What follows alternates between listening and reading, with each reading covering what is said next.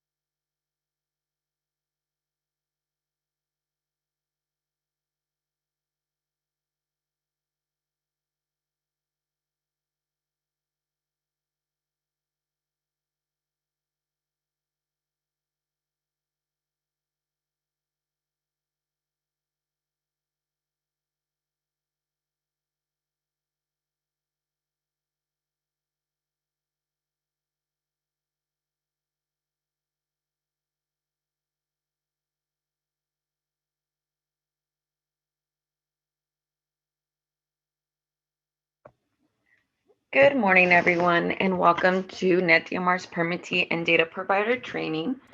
On the line, we have myself, Diana Mendoza. Jake Nguyen. Nasrin Liskier. And we are with EPA headquarters, but we're here to assist your RA and your team, and they'll introduce themselves. Good morning, everyone. My name is Nancy Muriel. I with Jocelyn King are the RAs for the state of Georgia. We're the ones who approve your signatory access. I'll pass the call to Veronica. Good morning, all. This is Veronica Craw with Georgia EPD. I am the non-point source program manager. And before we kick off this call, I just wanted to list several reminders before we jump into NetDMR that is applicable to this training. First and foremost, the 2022 annual reports and associated data that our industrial stormwater permittees should be compiling right now for submittal will be entered into GEOS as it has been the last several years. So there is no NetDMR reporting required for any data collected last year or for the 2022 annual reports. Also, a reminder associated with that is that if a facility has an unapproved notice of intent or NOI in the system, that will not prohibit you from submitting your annual report. So you all should be good to go as long as the notice of intent has been submitted into GEOS. Also, the 2023 annual reports, so those would be the documents you're compiling this time next year, will also continue to be submitted into GEOS. The only things that Georgia industrial stormwater permittees will be using NET for is their 2023 monitoring data. So NetDMR is the only thing that permittees will be required to use for data reporting. The annual report next year will continue to go into GEOS.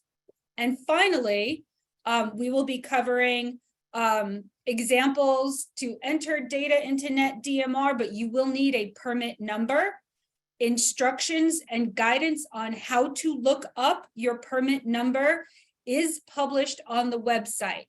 Please keep in mind that our staff are processing approximately 2,500 applications due to the reissuance of the permit. So we're absolutely working our best and our hardest to get all of that information in there. So if you don't see your permit number reflected yet, give us some time. We're continuing to process those as fast as we can, but instructions on how to look up your permit number is posted on our website. And with that, I will ask Victoria to introduce herself. All right. Hi, everyone. Good morning. I'm Victoria Adams. I am the Industrial Stormwater Unit Manager, the staff that Veronica was referring to, who's working really, really hard to get your information through the system and into NetDMR, are comprised of my team and I. So thank each of you for coming on to this call. We are also learning new things about NetDMR every day. And we are trying really hard to make this as smooth of a process as possible for each of you. And with that, I will turn it back over to EPA. Thank you so much. Thank you, everyone. And I'm sure if you have any questions, you could follow up with them, and I'll show you where you could find your RA information or your state information at the end of today's training as we show you our customer support portal. But for now, let's dive into NetDMR.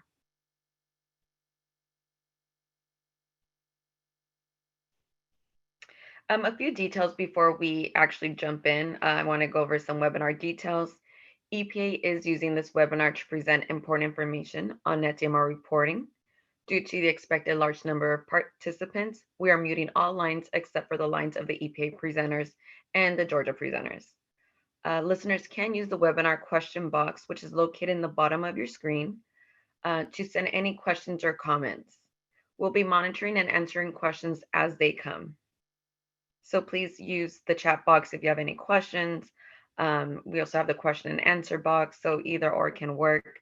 If you see the chat box, you can see a link that Jake provided. You could have a copy of today's PowerPoint. But as I mentioned before, at the end of today's training, I can show you other training materials and where you can find a recording of today's training. For the agenda, we'll be going over NetDMR, what it is, what CDX is, how to request access as a signatory, how to work the inner workings of NetDMR and its functionality by reviewing its Review My Account. And then we'll jump into how to enter DMR data, import data, and view CORS, which stands for Copy of Records. So let's jump right into NetDMR. I'm sure the first question is, what is NetDMR?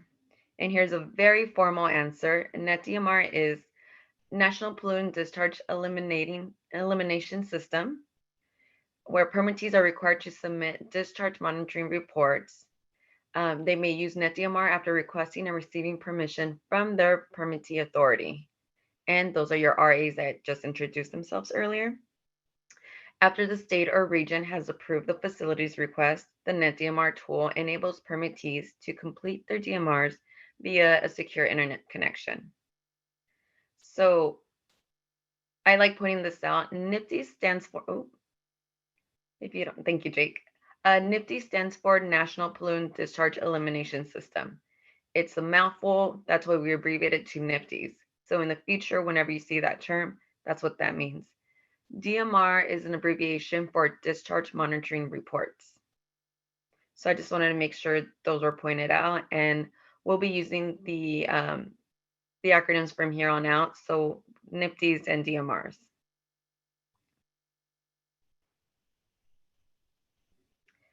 And this is just a quick highlight of what I said in simpler terms. DMR is a web-based application that allows NIPDs permittees to submit their DMRs electronically to EPA's Integrated Compliance Information System, also referred to as ICIS. It is hosted in a server called CDX, Central Data Exchange, and that's just kind of a entrance to the formal applications like NetDMR and MSGP. And it provides a separate customizable NetDMR program service per state or region.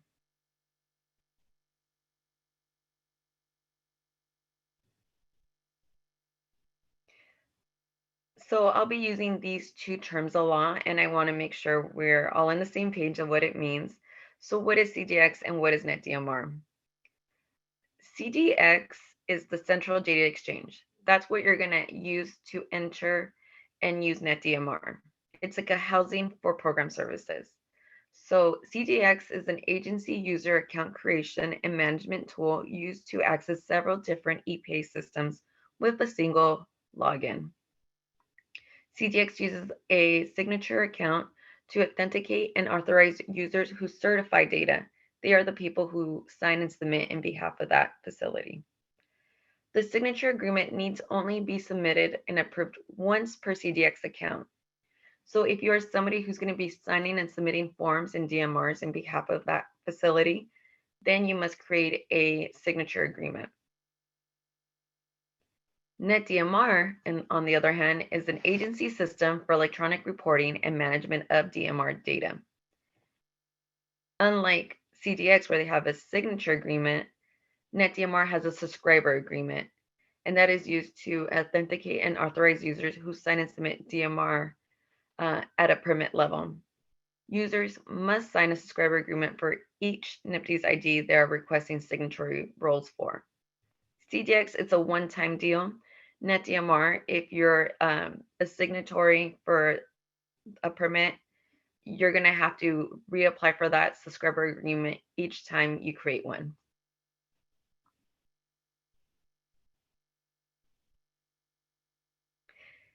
And I know I said a lot of words, so I like adding this chart. It's exactly what I was saying. You're that user on the top, and you're entering CDX.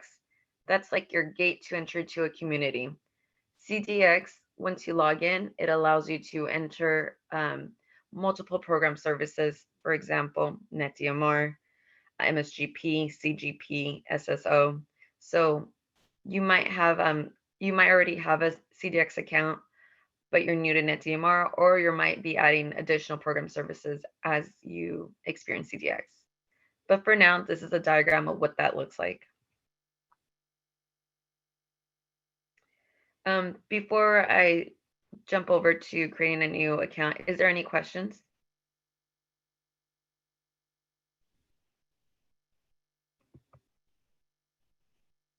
Okay, with that said, I'll go ahead and pass it over to you, Jake. Thank you, Deanna. So I'll be going over how to create a new CDX account.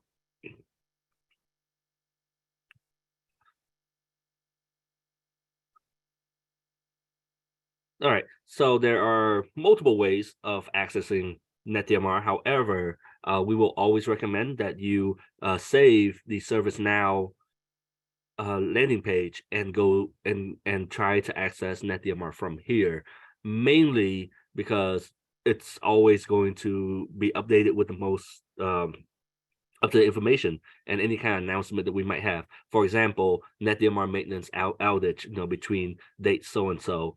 You wouldn't want to try to get onto NetDMR if you know that it's going to be down for the next, I guess all day. That'll just be a waste of your time if you try to get on and it's down for maintenance or whatnot.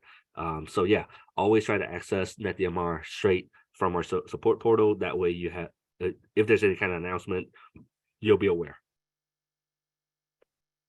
All right, then once you're in NetDMR, I'm sorry, not NetDMR.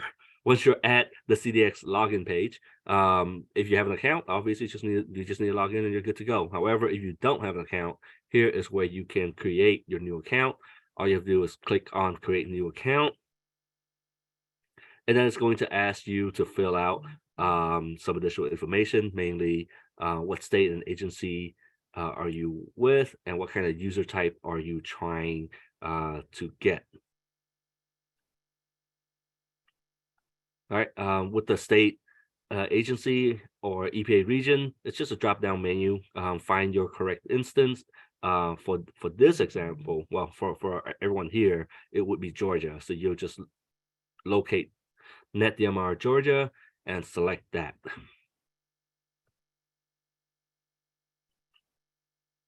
And then the user type. So this is where it can be a little tricky because you kind of need to know this beforehand.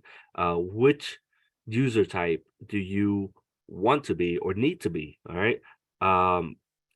For most of you, all right, there are three that you can choose from. There are the data provider, there are the permittee no signature, and then there are the permittee signature. For the permittee no signature and signature, that is exactly what the name means. Either you can sign or you can't sign. All right.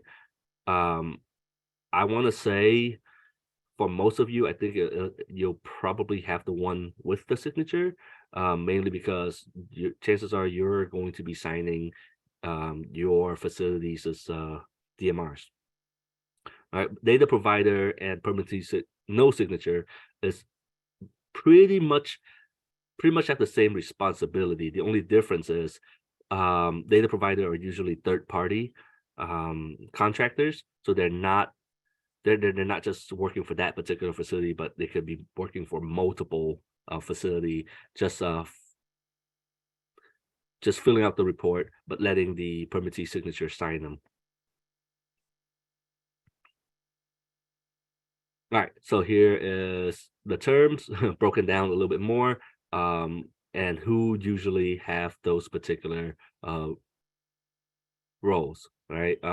Like I said, data provider, usually a lab contractor or some kind of third-party affiliate. Permittee signature, if you work for the company and will sign and submit the DMR. All right, permittee no signature, if you work for the company but will not be signing or submitting DMR.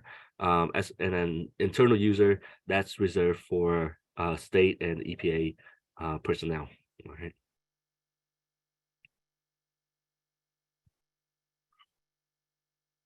All right, moving on to how to create an account. You get this personal, after you select your state or region and your role, you'll be asked to fill out some personal information. Everything with a red asterisk is required. So you just have to fill that out on your way down. And that's all that's needed. However, one thing that you do need to pay attention to will be your name. Please use your legal name, all right, and not any kind of variant of your name. For example, if your name is Robert, please enter in Robert and not Bob. You know, that kind of thing, mainly because you have a identity proofing process towards the end that you have to go through if you're trying to get the permittee signature role. Right, and then after you fill out your personal information, it's going to ask you for your user ID that you want to use, and then your security questions. For your user ID, we are always going to recommend that you use your email address, because that's pretty much as unique as it can be to you, and chances are you probably won't forget it. There are plenty of cases where a user contact us like, oh, okay, my email address is so and so, but I chose, a user ID, like I like skating or something way back when, and I guess they forget it, and now they have various they have different user ID, mainly because they weren't able to remember their old user ID. The 3 drop down menu there is for your security questions. So those are for in case you forget your password and need to recover them later. That is what those will be used for. Once you're done making your selection and entering in your answer, you just have to check that little check box towards the bottom there to say agree with the term and condition, and then you can hit next. All right, signatory account. Additional steps will be required if requesting for a permittee signature. All right. First and foremost, you'll be required to have 5 additional questions for the signing process. Pretty much the same as the 3 security questions, but these are just for signing purposes. All right, so there'll be 5 of them. And then secondly, and this is actually the most important, is the ESA, the Electronic Signature Agreement. This is your identity proofing process. All right, it proves that you are who you say you are. There's the electronic version, and then there's the paper version. The electronic version basically is going to ask you, I think it asks you for the last 4 of your social and your home address. All right, and if you opt out of that and go for the paper, I want to let you know now that is going to take significantly longer, mainly because it's not electronic, so it's not instantaneous. You have to print out the ESA, sign it, and then mail it into us. And so basically, during that whole process, you are going to be at the mercy of the post office. Okay, so if you can, please use the electronic. But like I said, if required, worst come to worst, if you need to use paper, by all means use that. So this is what the 5 signature questions is going to look like. Drop down menu format, just drop down, make your selection, and then put in your answer. And then that's pretty much it. All right, if you need to update your questions later, you can use this article here, okay? As a matter of fact, let me click on it real quick.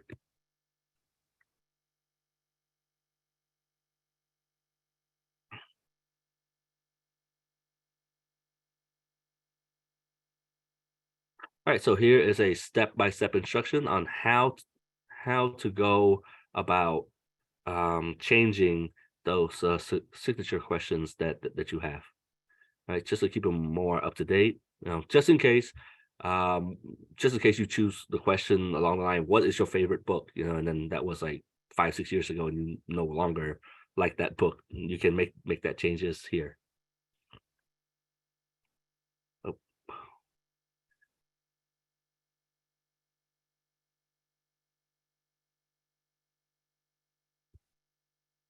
Right, so all you have to do is follow the instructions step by step, and you should be good to go. All right, next, it's going to ask you for your organization information. Organization information is the company that you work for. All right, so please note it's your employer, not the company that you're contracted with, per se. Right, once you enter in their name, if it's a common name, there'll be quite a few that'll show up. So just make sure that you select the correct one, okay? And then it's going to ask you to confirm your organization. So from here, all you have to do is click next. However, in the event that you search for a name and it doesn't show up, please don't worry. All you have to do from here is click on request that we add your organization. And then we'll do exactly that. If that is the case, though, then you'll obviously have to fill out your organization's information. It's just going to require the organization's name, mailing address, and phone number, and so forth. All right. Once again, everything with a asterisk is required. And then once you're done, just submit request for access. All right. So this part here is, once again, they're just confirming that is correct. So you're just going to hit submit. Once all that's done, they're going to send you a verification code through your email. So you just have to go into your email that you provided, look for the code, and then just copy and paste it in here. All right, this is what that email is going to look like, and that is the code right there. So highlight them, copy them. I will recommend that you don't try to pencil it down. All right, it is a lot of codes. Just in case you might get an error, best method for this will be copy and pasting. All right, so once you get your code, you come back to your CDX creation, account creation screen, put in that code, and then you're going to hit register. Right. And if all is correct, you're going to get this little pop-up message that says, success, you have completed core CDX account registration. All right, so at this stage, a permittee, no signature, and a data provider is done. Like that's all you need. All right. But as mentioned earlier, a permittee signature will have two more steps, so mainly the identity proofing, or the ESA, whichever you want to call it. And then there's the 5 signature questions that you have to do. All right, this is just a repeat of what I went through already. 2 things you need to do. Yeah, the ESA, or the identity proofing, and the signature questions, and that's it. This is what the ESA is going to look like. All right, the identity proofing right here. First of all, at the very top, you can choose if you want to go electronic or paper. If you choose to go with electronic, then that is the screen that is going to ask you right there, your home mailing address, city, state, date of birth, and last 4 of your social. We use LexisNexis for this process, so please know that they are a very reputable company that handles identity proofing for a lot of different folks, and I think so far I've never heard of them having a problem. Otherwise, if for whatever reason you can't do this process, then you can go ahead and choose the paper route. And like I said, all you need to do in that part is print it out, fill it in, and physically mail it to us. I am going to recommend that you make a photocopy of your form, just so you have one for record, okay? Before you mail it out. All right, and then once you've been, either you went through the electronic process and it's good to go, then you'll have instant access to NetDMR. Or if you were to mail in your form, that it might take a few days, up to a week or so, for someone to approve it. But once it's approved, then you'll get this cool blue hyperlink next to your role when you log into CDX. And I'll show you this in more detail here in a few minutes once I go into my demo. Right. If you fail identity proofing, or just waiting for your paper ESA to come in, it's going to be grayed out like this instead of that blue hyperlink. Okay.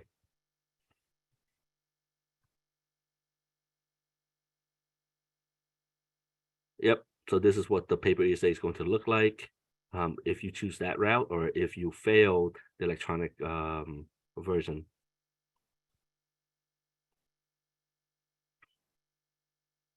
All right, now, if you need to reset your password in CDX, you can use this link right here to do so. Also, step-by-step instruction once you get in there.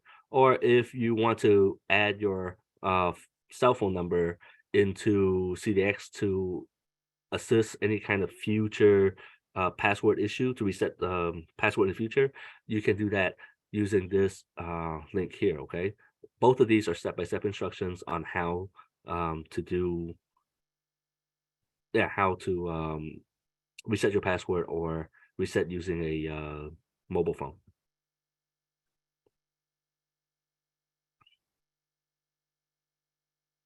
And if all is good and you've clicked on your link, you'll get to this landing page. It's just basically just a little welcome screen for NetDMR. And then from here, all you need to do is click on continue to NetDMR. All right, before I go into user type and roles, are there any questions or anything that I need to go over again? We do have a few questions, but we will be answering them as the training goes on. So hold tight, we'll get to them shortly. Okay, no problem. Jay, Right. can you explain again submitting subscriber agreement on paper and electronically?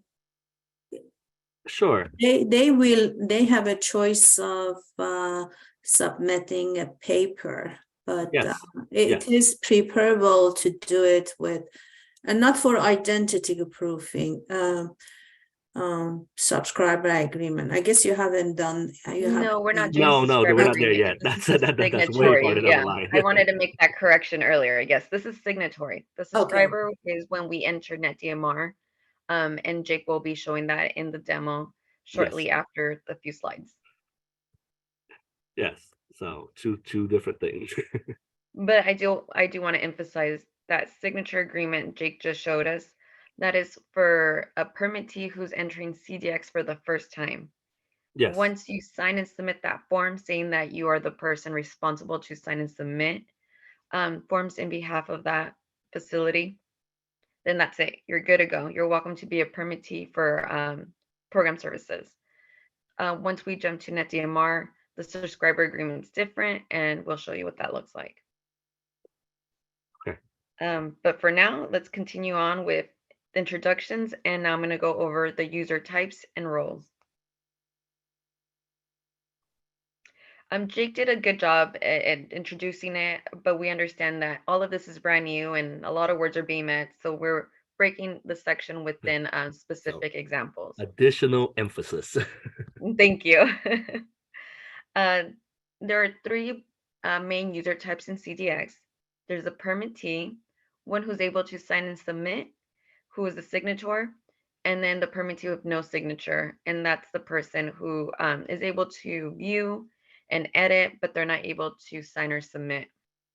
Then we have data providers, who are usually contractors and labs, and then we have internal users such as your regulatory authorities and us in EPA.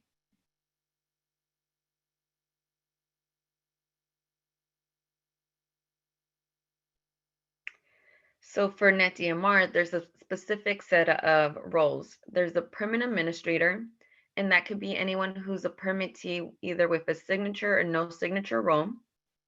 Then there's a signatory. This person must be a permittee with the signature role, and that is why you sign that electronic signature agreement, because it allows you to have that signatory role. Then the other two roles are edit and view, and that is granted to all users from permit data providers to permittees.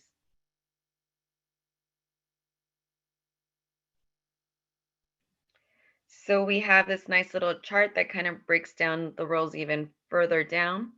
So a data provider is someone who usually works for a lab or a contractor or affiliated with a third party. Their only roles in NetDMR is to edit and view. That's it. They can't sign or submit, but they're allowed to enter and import DMRs into NetDMR and edit cores, which stand for a copy of records. The permittee with the signature role is someone who works for the company and will be signing and submitting DMRs. The roles that they have available for them in NetDMR is the signatory, the permit administrator, and the edit view role. This person is authorized to sign, view, edit, and submit DMRs for a specific permit. They will also be able to approve roles for other users within NetDMR if they're a permit administrator. Now there's the permittee with no signature.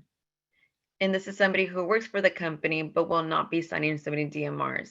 However, they do have the ability to be a permit administrator, edit, and view. And the internal users are the state and EPA personnel, and they'll be able to do things in the back end that won't be accessible to permittees or data providers.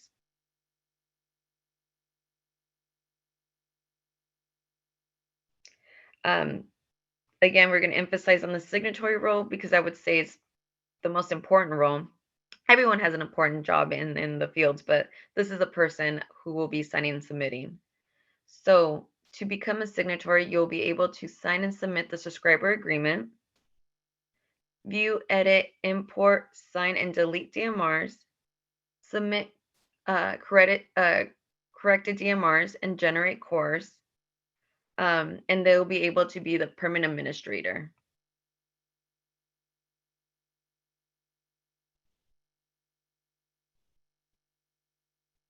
So what is a permit administrator? It is exactly what it sounds like. You are able to administrate that permit. They're able to manage access for the NIPD's permit, edit, view, and approve regulatory personnel requests via partial DMRs. They're able to edit, import, refresh, and delete DMRs, and they're able to sign DMRs. So the permit administrator is in charge of the permit itself and who has the rights to enter that permit ID.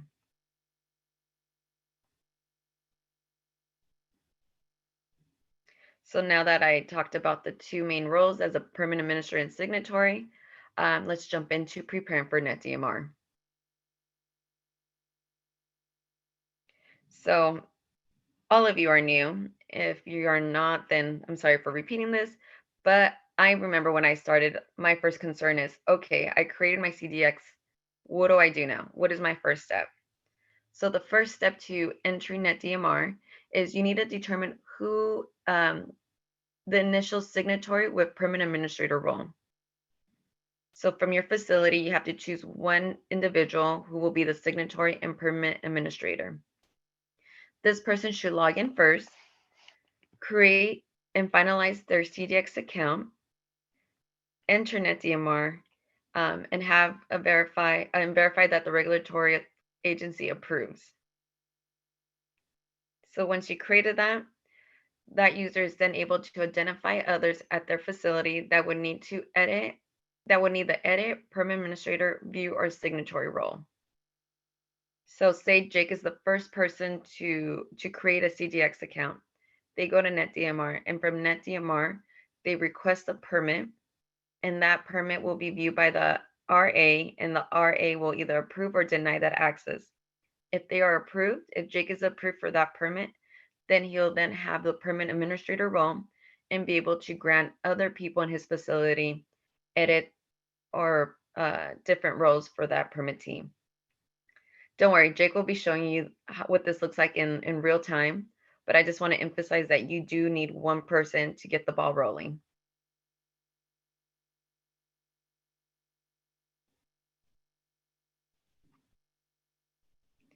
So once you have that signatory is going to request from the facility.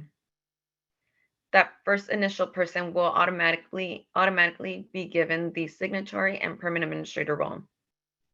Others at your company can apply for one or more roles, but they'll be up into the permit administrator if it's approved or denied. They could either apply for a signatory, permit administrator, edit, or view role. The permit administrator can grant access for anyone with his permit or her permit administrator role. And we're going to jump into NetDMR, some of the basics. So once you're approved and you're able to enter NetDMR, this is what it looks like. It may vary depending on your role, but this is what it looks like for a permittee signature. I have multiple tabs, but I want to focus on the top right-hand side. That is where you'll go for your home information. My account is where you'll have your personal information. Request access, that's where you'll go to request access for a permit. And then we have links to help and how to log out. So these are the tabs that may vary depending on the user role. Again, this is what it looks like for a signatory, a permittee with a signature role. And RAs have less tabs, some have more, but this is pretty standard for a signatory.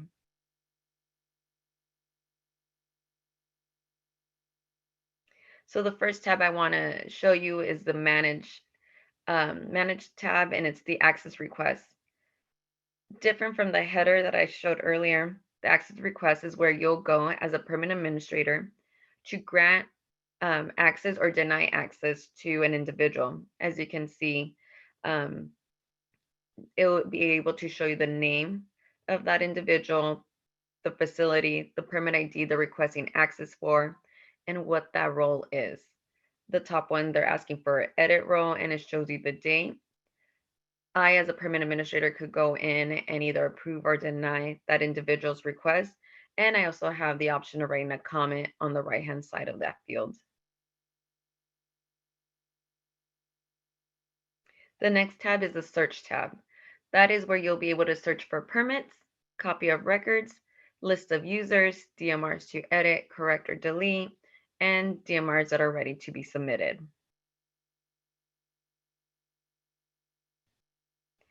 And if you click on search DMRs, this field will populate and you'll be able to enter a number of fields as you want, or just one. Everything is, you're able to filter what you like, and that's what it looks like.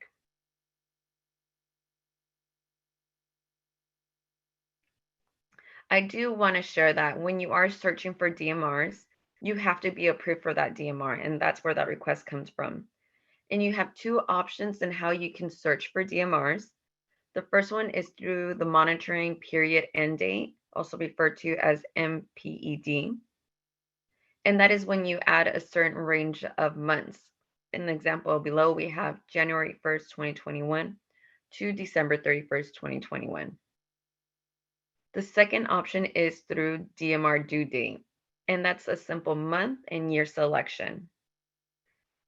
Please note that the MPED range is grayed out if you choose DMR due date, and vice versa. The DMR due date will be grayed out if you choose the MPED range. Only DMRs and cores for which your monitoring period has begun will be returned. Future DMR forms are not displayed, and only a maximum of 200 DMRs are returned.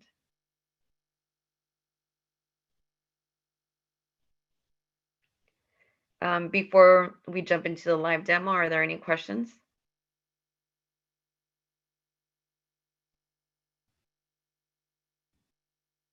All right. I do recognize that that was a mouthful. I know it's a lot of information, but we have it there for you to reflect back on or view the PowerPoint. But everything I said, I promise you, is quicker in real time. So Jake will be showing you everything I said in a live demo. And with that said, I'll give you back the mic. All right, thank you, Deanna. All right, let me try to locate my CDX tab here. All right, so I am basically going to show you the process of what's going to happen after you have your account created. All right. First off, I just want to let you know that I am using what you would call a CDX test environment. All right, this is not live production data, so so that I am not messing with anyone's permit. This is just something that we use for testing. It is a mirror website or a mirror site for the live CDX. Okay. So first off, I am going to just log in. Oh.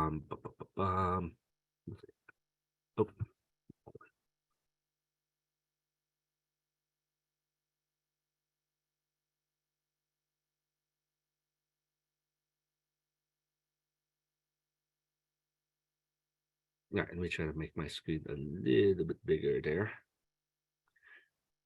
Okay, so this is my CDX landing page. All right. You probably notice I have a lot of program servers. That's only because I'm a tester. Chances are you won't have as many. But earlier when I was doing the PowerPoint, I mentioned, so notice this particular row right here is not a hyperlink, but grayed out. It's just a gray text. This is because, well, I haven't been approved for this one yet. So that's why it's the way it is. Everything else that's already been approved is, as you can see, in a blue hyperlink text here, right? Which means I can click on it, therefore I have access to it.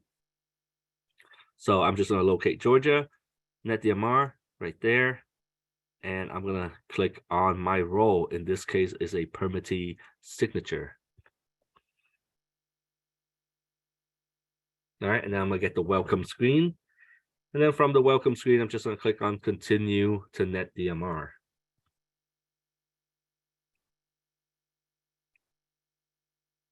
All right.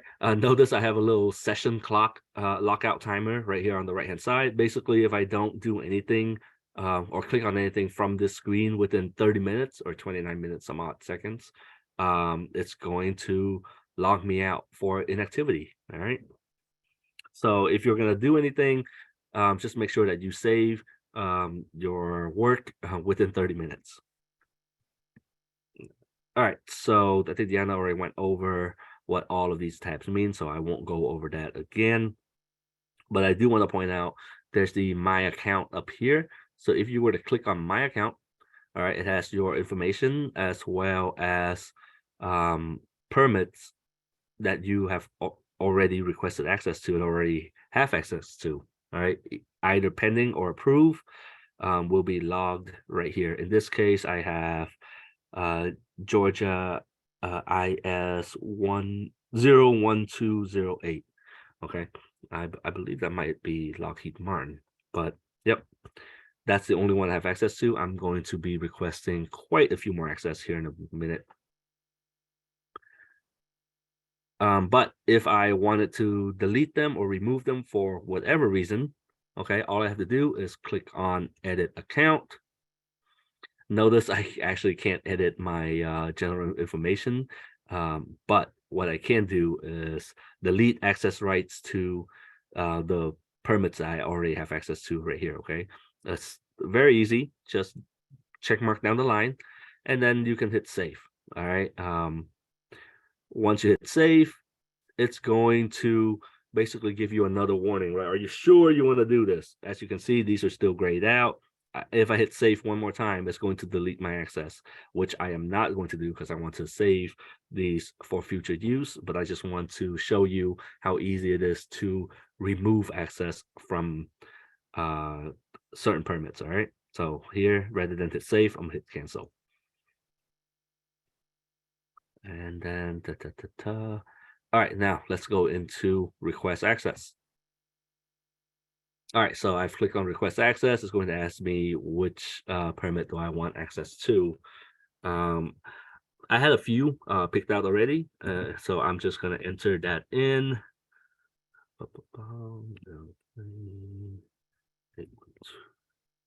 All right, so once I enter in the permit ID, I'm going to hit update. And it is Kellogg Company. All right, and then the role, what role do I need? So Diana mentioned earlier, there are quite a few roles you can choose from. There's the signatory, permit administrator, edit, and view. But when I click on here, the only one that's available is signatory. What that's telling me is no one have access to this particular facility yet. So I am going to be the first one. And because it's signatory, it's going to come with all the other ones as well. All right. So anyway, I'm just gonna make my selection here, click add request, and then it'll populate at the bottom here. If this is the only facility or the only permit I want to get access to, then from here I can click submit. But I do have multiple requests, so I'm just gonna try to process them all together. Okay, so rather than clicking submit, I am just going to enter in another permit ID. All right, 12261, and then hit update. All right, so it's 400 waste and scrap. Role, same as the other. I guess no one have access to it yet. I'll be the first one. So signatory is the only one that's available. No problem. I hit add request. And it was added to my list at the bottom here. All right, let's go with one more and then we can continue. So 01208. All right, hit update one more time. And Lockheed Martin. Aha, notice this one, I only have view and edit.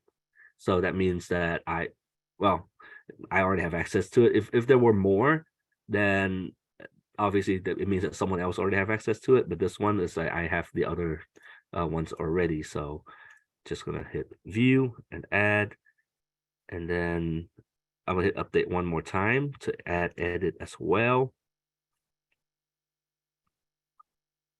So there you go.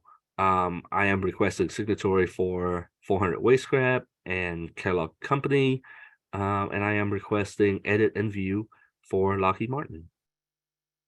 So from here, I'm gonna hit submit. And here is the subscriber agreement that Nasrin mentioned earlier.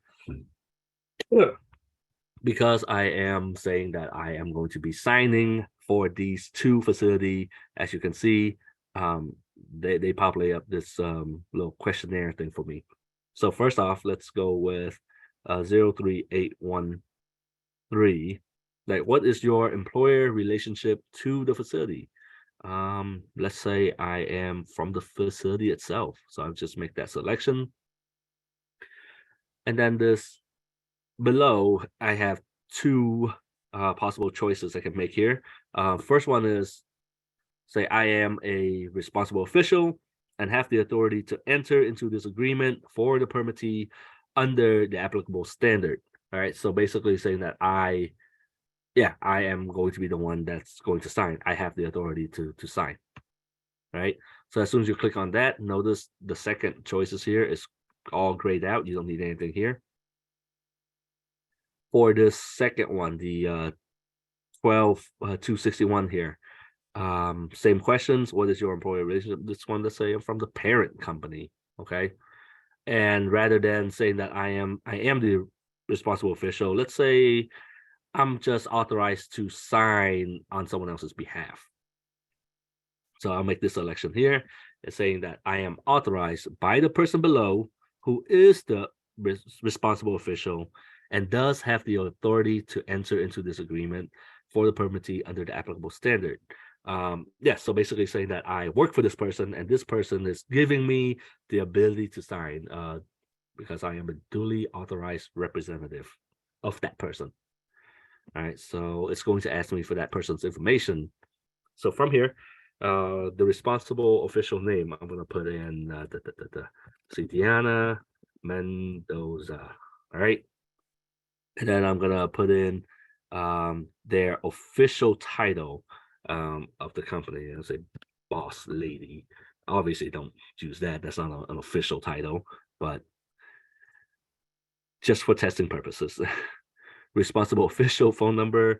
You do need to enter in a valid phone number here. So let's say 202. All right, and then there's the responsible official email address. In this case is dot Mendoza at EPA.gov. Oh. All right, and then confirm the email address. So I'm just gonna copy and paste it down. But in a nutshell, that's pretty much it. That's it's either you are the RO, the responsible official, or you are the duly authorized representative. So this is where you make that distinct selection, okay? Once you finish entering in, hit submit. And basically, it's just going to give you another screen where you can review your material or your selection, all right? So one thing that we do want to emphasize here, and Diana and Nasrin, please chime in if you like, is the sign via paper versus sign electronically here, right? You have a choice on what you want to do. However, if you're the responsible official, then by all means, you pick and you're good to go because there's no one else that's involved. But if you're the duly authorized representative, like the second choice here, where you are signing on someone else's behalf, you will have to contact that person directly and ask them which method they prefer, because whichever you choose here, they would have to do the same thing. So if I'm choosing sign via paper, Diana is going to have to sign via paper as well when she goes in and create her account. and vice versa for the sign electronically. All right. So if you choose to sign electronically, if I choose to sign electronically, Deanna is going to have to sign electronically. All right. So be aware.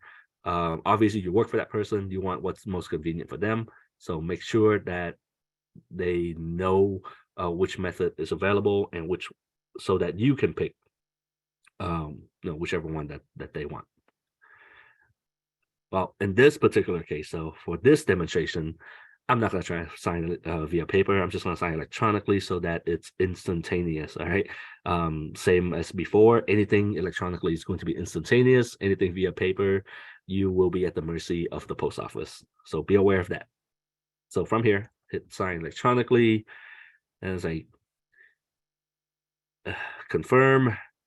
If you need to print out a copy of the subscriber agreement, this is where you can do that.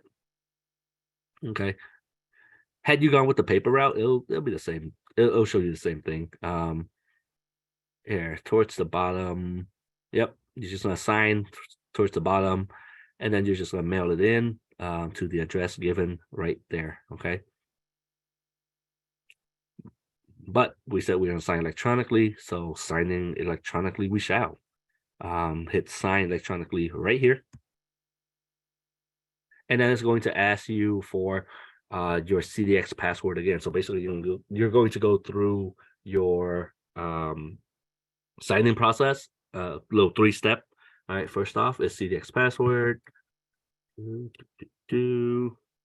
then hit login. And then it's going to ask you one of the 5 questions I mentioned earlier, your signature questions, 1 of 5, all right? In this case, what is my favorite book? And then you're going to hit answer.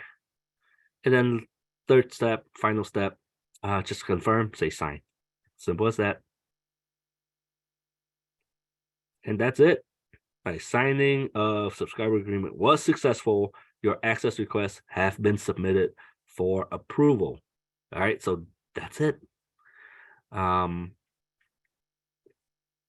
As far as requests, that's it. We'll probably go over some additional things later, but for now, any questions so far?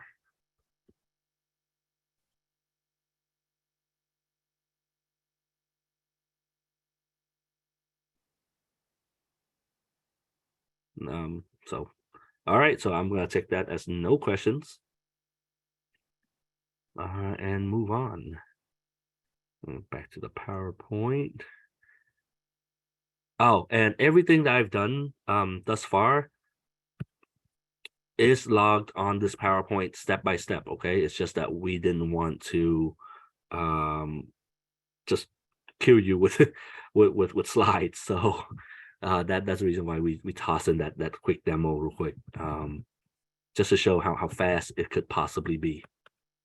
But if you for some reason was confused during my demonstration and would like to have a more structured instruction set, it'll be right here for you. I believe it starts off from, there you go, from slide 55. See, yeah, request access, enter in permit ID, so forth, step-by-step instruction. You can't go wrong if you just follow these instructions slide by slide. All right. Oh, actually, same thing. Yeah, that couple minutes, believe it or not, that couple minutes of demo, I believe I saved you guys roughly 40 to 50 slides. Let's see, where are we now? Sign, yep.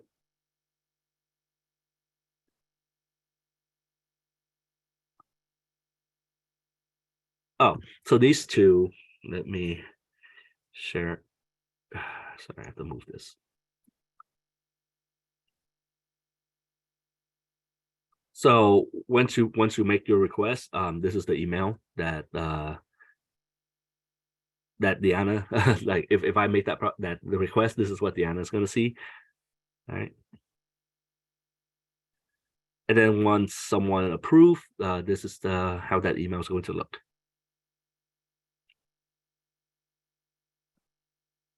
All right, now let's go into DMR data entry. So I believe this will be where Deanna take back over again.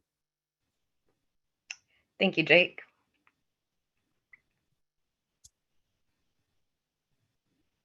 So there are three ways that you could, or two ways that you could enter DMRs. That is directly through data entry. And the second one is using the import comment delimited file from spreadsheets that we have in our customer support portal. And we'll show you where that's located at the end of today's training. And then when you enter DMRs, you're able to edit and correct them or delete them.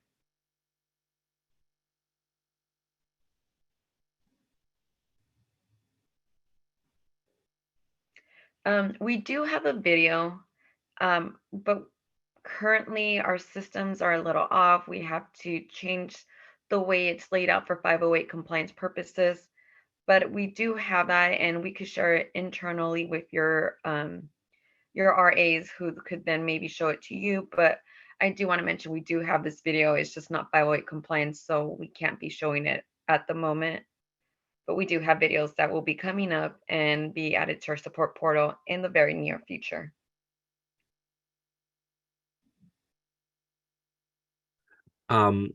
Yeah, later on I can do some demo on this too if we have time towards the end.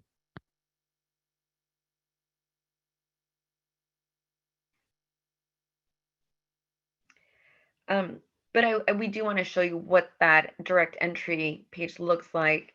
And it's this is what it looks like, but I wanted to focus on the errors. As you can see in this example, we have a hue there, like a salmon color or pink color hue with an exclamation point. That is telling me, the user, that there's an error in my data entry. And there are two different types of errors.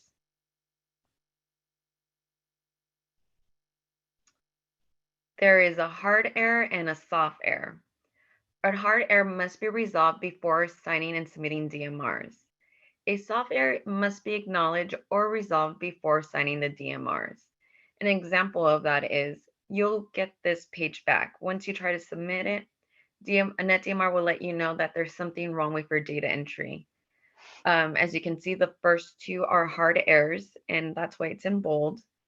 And the cool thing about this, it lets you know where that error is located, the description, the field, and the name. So for example, the first one is code 00400. The name is pH. The monitoring locations, effluent gross, and then it tells you the field and why it's a hard error. The reason it's a hard error, it says a sample value and node selection cannot be provided for the same value. Enter either delete the value or reset the node to blank. So that's telling me I added two fields or two areas in that field that are incorrect. So I can't move forward without correcting those errors. However, a soft error can be corrected or it can be left as is. For example, one states it's a soft error because the number is greater than 0.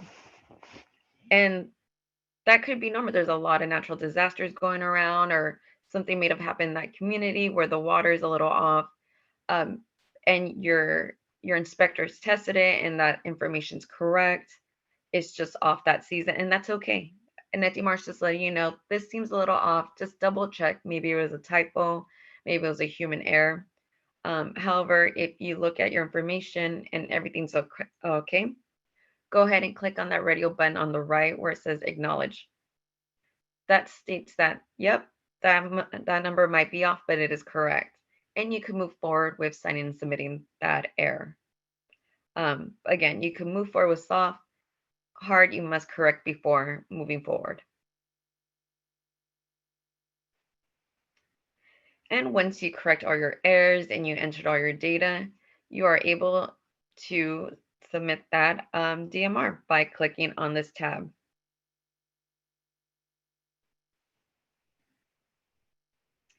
Once you select the DMR you're ready to submit, click on the radio button. You may have more than one, so make sure you click on the correct one.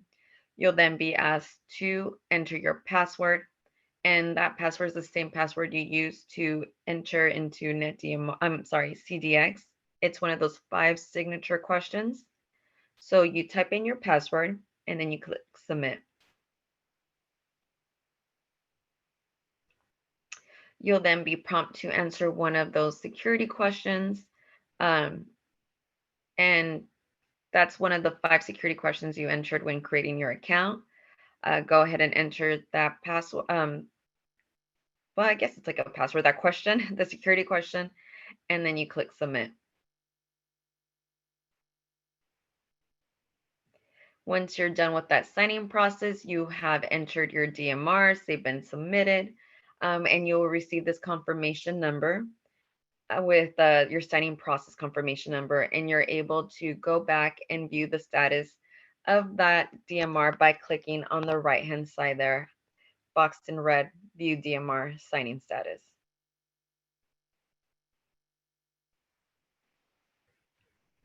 So once I clicked on that, it shows me all my information. It shows the facility, the permit feature, the discharge information, the date, and on the very end there on the right hand side, you'll see my status is signed successfully.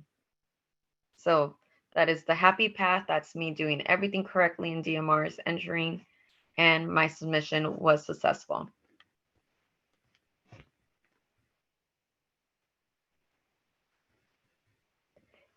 If you are working with someone or you need a copy for your own records, you could download a copy of that DMR submission by clicking on download checked cores. Again, core stands for copy of records. And all you have to do is click on the selected facility, click on that radio button, and you'll be able to download that core. And that the following slide is a sample of what that looks like.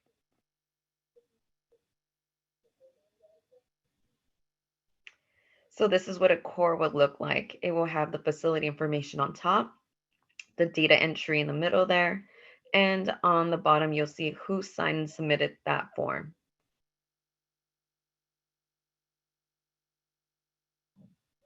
So I mentioned the happy paths of what it looks like to submit a form, submit a DMR and have it successfully go through. However, there are situations where there's a fail or something goes off, and Jake will be going over those different DMR status. All right, thank you, Deanna.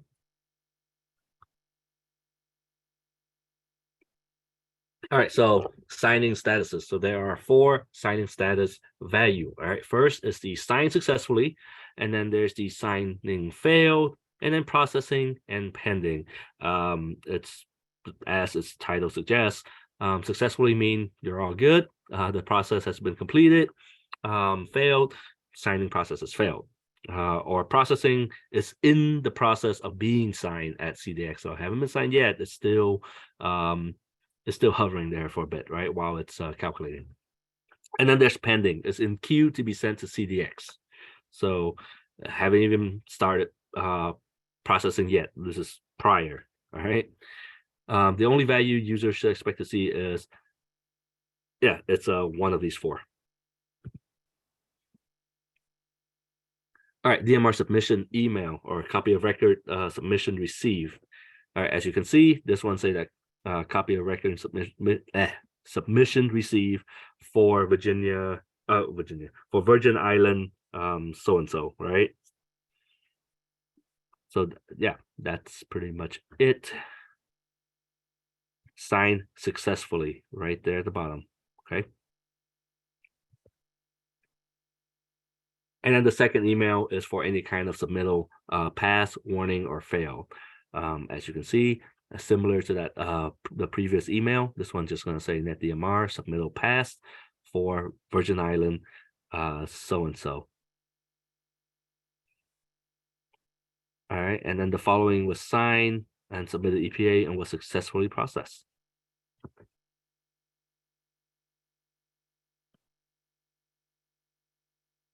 All right, now, if you get an email that says subject, action required, re-sign and submit, there are 3 scenarios where you have to go back in and sign and submit, and for various reasons, all right? Otherwise, it's going to be currently failed. And here is scenario number 1. All right, subject line. action required, re-sign and submit the following DMR for North Carolina, so forth, so forth. All right. And then in the comment, it'll tell you exactly what happened. But the gist of it is you are just going to have to go back in and re-sign and submit. That's it. You don't have to make any changes. Just go back in, sign and submit one more time, and you should be good to go. Scenario 2. All right. Same thing. Subject line is action required. Re-sign and submit the following DMR. Once again, they'll have to comment here on what had happened, but that's the thing that it really doesn't. I mean, unless you need to know it, otherwise it doesn't really matter, because the only thing that you do need to do is to go back in and re-sign and submit, and you're also going to be good to go at that point. Okay. Jay, can you go back to slide 118? 118. Yes. Want me to discuss this again? No, there is a question says there was no warning on that last slide 118. I don't quite understand. So, yeah. Okay. So the user should really pay attention to the email with the subject line of action required. And in the comments that Jake showed, it tells what the user needs to do. Yes. Thank you. All right. Thank you, Nasrin. Yeah, for the most part, the subject line is going to tell you what you need to get done. The rest of the email is going to explain exactly what happened, but for the most part, you still would need to do what the subject line is telling you to do. So scenario 2, like I said, yeah, just re-sign and submit. That's all you need to do. You don't need to change anything. You just go in and re-sign, locate that DMR, sign and submit. And then the same for scenario 3. All right. All, like as mentioned earlier, all 3 is going to have the same outcome, is that you are going to have to go in, re-sign and submit. The reason for it might vary, but how to correct it is still going to be the same.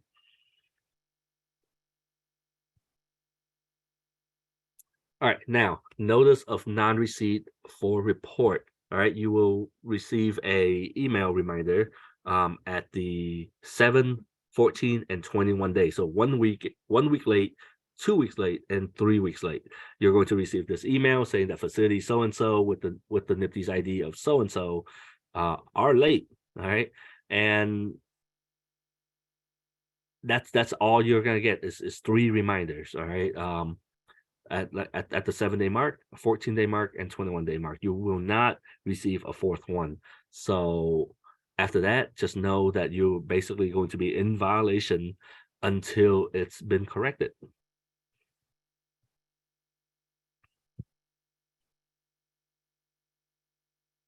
All right. Before we move on to NODI, are there any questions that I need to address? I guess Veronica addressed the tenant issue. There were several questions about the tenant. I'm not familiar about airport and tenant. Veronica, do you want to say something? Hi, yeah, sure. So yes, we've received several questions about whether or not airport tenants need to submit data into NetDMR. The short answer to that question is yes. Now, airports tend to have a more complicated relationship with airport authorities, management, and tenants, so lots of co-located facilities. It is okay if there is a shared swamp or stormwater pollution prevention plan. I'm sorry, SWIP is the term. So if there's a shared stormwater pollution prevention plan that has been developed in consultation with the tenants and say the airport authority, that's fine. But each individual permittee, so that's every tenant that has submitted an NOI, is also required to submit data. Now, that data may have been collected by the airport authority. They should be providing the results of that monitoring to the tenants in order for the tenants to provide during their monitoring periods.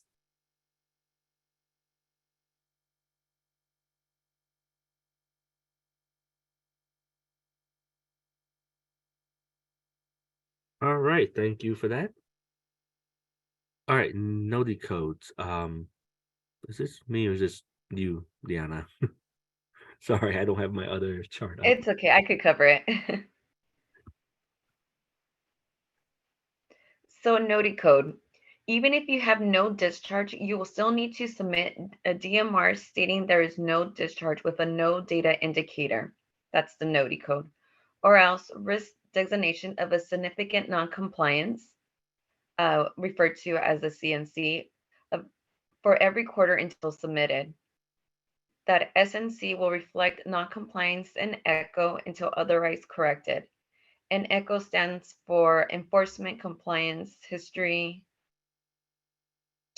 Correct. What's the O for? Office, I Online. believe. Online. Thank you.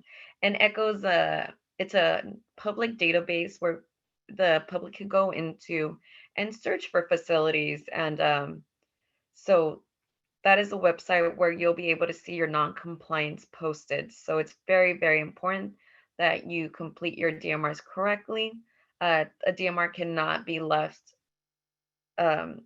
blank. You must, if there's nothing to report, then you could select that NODI code stating no discharge. And that would save you from receiving that SNC. And here's a list of our active NODI codes.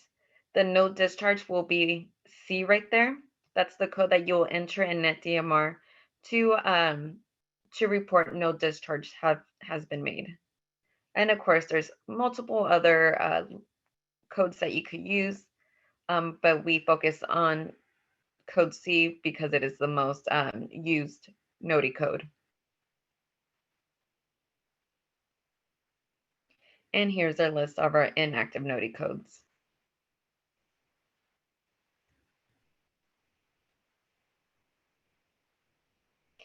And this is where you will go to submit that NODI code. You go into your NetDMR account.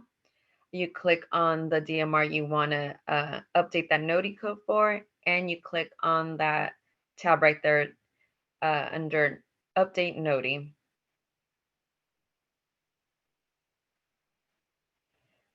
There at the bottom, you'll be able to select the code that you would like to add to your DMR data. As I mentioned before, C is for no discharge, but we also encourage users to add it in the description, no discharge. That's just better to be safe than sorry, and it's just good practice. So we do recommend adding that description.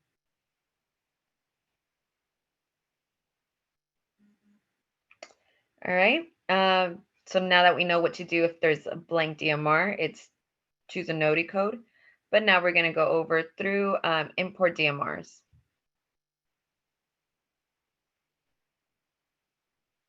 Importing files allows for new data, partially entered data in progress, and DMR corrections. So that's what importing files do. The rows for importing are for signatories. They could import files and sign DMRs. However, anybody with the edit role can go in and edit import files, but they cannot sign or submit.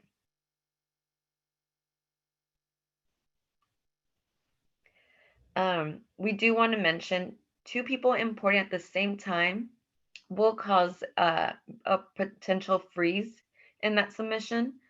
Even if you are making a small revision, 2 people should not be working on the same field at once because it could confuse the network or the server. Therefore, we suggest that you communicate with your partner, whoever you're working with, that if an edit has to be made in that DMR, one person goes at it at a time. Otherwise, it could create a potential submission fail. So please work with your team, and we do recognize that DMRs are big, and so does the computer. So please work with your team to know who's going to be doing what at what time.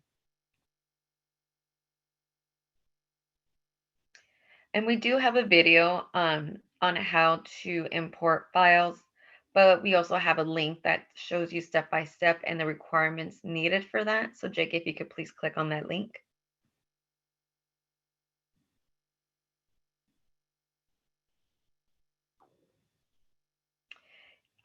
This is part of our training material that we have for NetDMR, and we do have a subscription and details about how to import files, the requirements, the data formatting requirements. If you go down, you see the formatting requirements, and then additional information on how to import and what you need to do. So we do have quite a bit of articles helping users how to import and how to upload data in NetDMR, and this is one of them.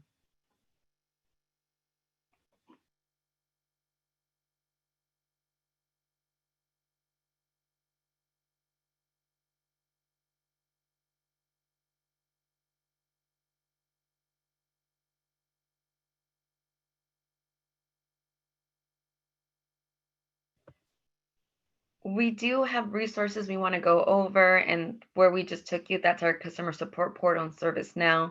But before we jump to resources, is there any additional information we should cover or revisit before we jump into resources? Or Nazrin, anything you would like to add? And can you show how did you get to the import screen? There's a question, how did she get to that import screen? The import support portal page. It's our ServiceNow link there. And since we're here, let's just jump into our resource section. Jake, if you could go back. Yes, you read my mind. If you could go back home. So this is our ServiceNow support portal. This is where you'll be able to find a number of training, not just for NetDMR, but for ICEs and all NIFTY's permits, like I mentioned, like CGP, MSGP, GMG, all the net program services associated with EPA will be found here as well. But for today's training, we are focusing in NetDMR. So Jake, if you could please take us to NetDMR. Here, this is a page specifically dedicated for NetDMR training, FAQs, user guide, contact information. As I mentioned before, each region and state has their own contact person, their own RA. So Jake, if you could click on that link, you'll be able to see not only their information, but our information. We do have our region and state information there. And if you're not sure what region you belong in, within that region name, you'll see the state's abbreviation. Here you have your information, and it's supported by Zendesk. But on the top, we have our information as well. Here you'll have our FAQs for new users, so I recommend using that link. Then we have our NetDMR help desk, and then we have our phone number and NIFTY's e-reporting help desk information. I do want to mention we do have a ask a question form, which is a smart form that helps you generate a ticket. So Jake, if you could click on ask a question.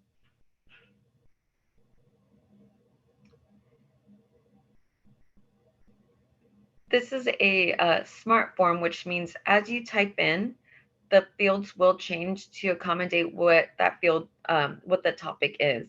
So after searching for articles or FAQs on a topic and you're not able to find it, you're welcome to use this, encourage actually, to use this form to submit a question to our help desk agents. They're very well versed and educated on the NetDMR world, so they'll be able to answer your questions if you submit this form. And Jake, if you go further down, you could see that you could submit by clicking on that submit button. And you must click on that checkbox that states you're not a robot. We don't want to get any spams. We want to help you faster. So you must click on that to submit the form. But going back to our NetDMR page.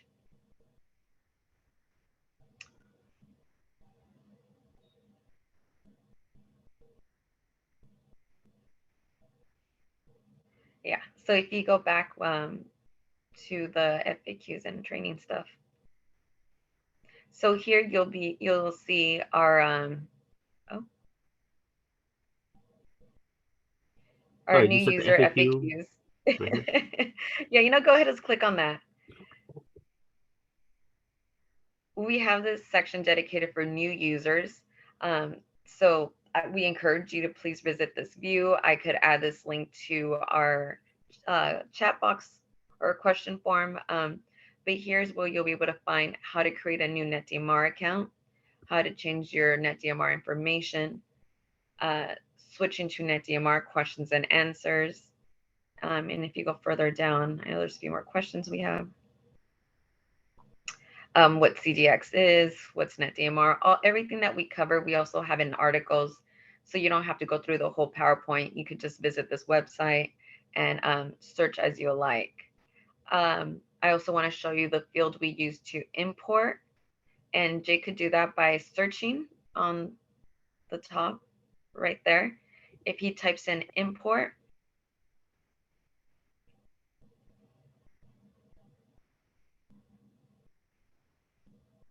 a list of files will appear, but if you go down, it will highlight. I think you need to put import files, or yeah.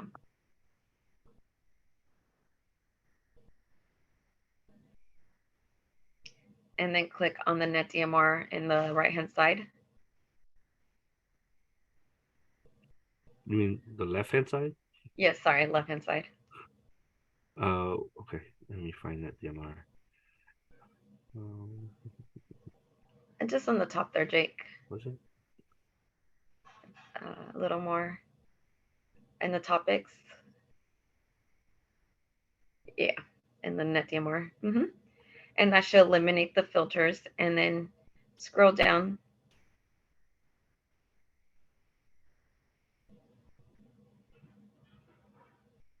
There it is, how to import DMRs. And if you click on that,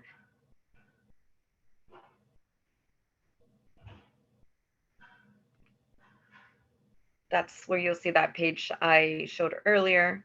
But I also want to show you the template. So if you go back to the previous page, Jake. And scroll until you find the template. DMR.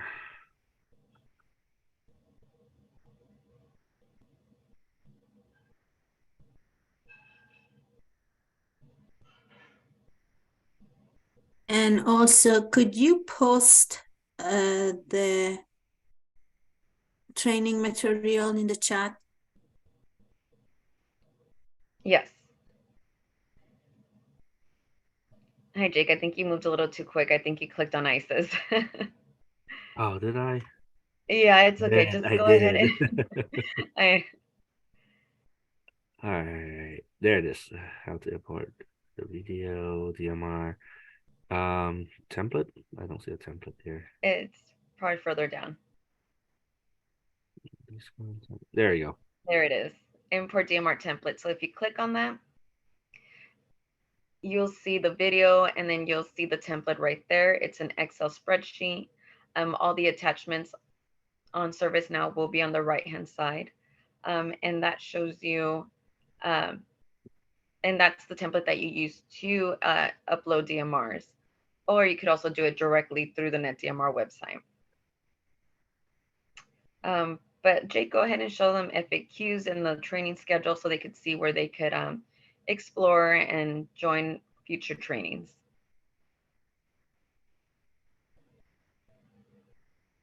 All right, so here is the NetDMR training schedule. This is the Georgia NetDMR permittee training registered for today. That will get removed here shortly. The next one we have will be the quarterly training that we give. That'll be in March. So if you want to register for that or any of these, just click on the link and register. PowerPoint for today's presentation is located right here for you. All right. I'll put it in the chat again here shortly after I stop sharing, so that you can have a link to click on also directly from the chat. But that's about it. FAQ. Let's go back real quick. And then the FAQ is right here. Okay.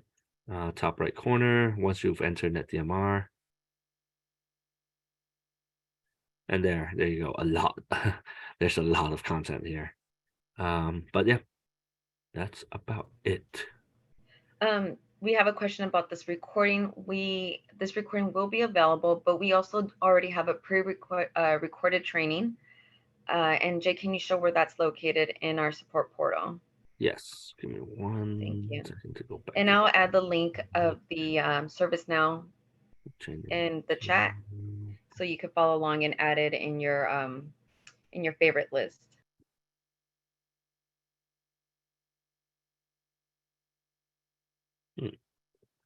Let me look up recording.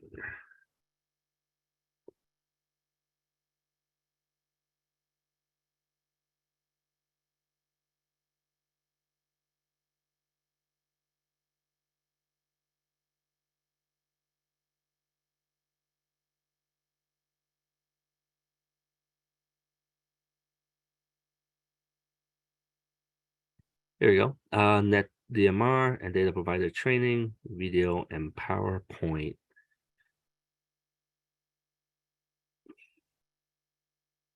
Deanna,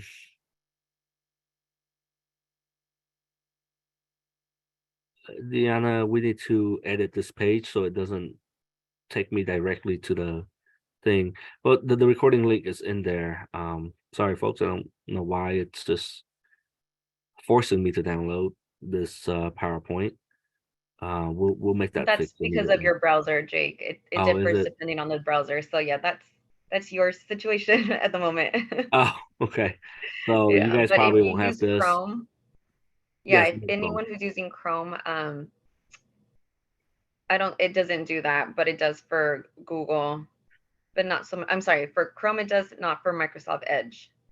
That's one thing I did notice, but of course you could filter out your properties in your internet and it could prevent that from happening. All right, you guys can get access to this later on. This is a previously recorded training that we did. For the one for today, if you would like a copy of that, I would suggest you contact your Georgia folks, and they'll be able to assist you with that. I will forward the recording to them for distribution as soon as I get it. Chances are it takes a few hours, so probably by early next week or so, they'll be available. And Jake, this is Nancy with Georgia EPD. Just real quick, I put it in the chat, the email address to contact us for any additional questions after the training pertaining to your permits, perhaps, and trying to get access to it. And we can always forward those to the program. So the email address is in the chat, but it's support@gaepd.zendesk.com. Thank you. And Jake, before we wrap, I've got a few final reminders and things to make sure our permittees are aware of. Sure. We're almost done. I think we have maybe just a 1 or 2 slide left real quick. Perfect. Yeah, so we're already on the resource tab. I think we already covered it though. Yeah, this is just like additional instruction to what we've already showed you. Contact information for us if you need to contact us. The very top one, that's us right there, the NPDES e-reporting at EPA.gov.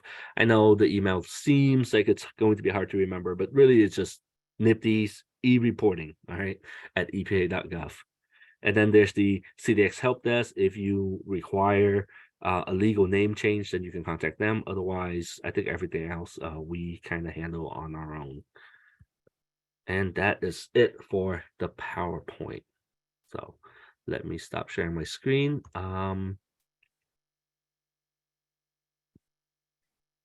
Okay, anyone have any additional information that they need to get out? Yeah.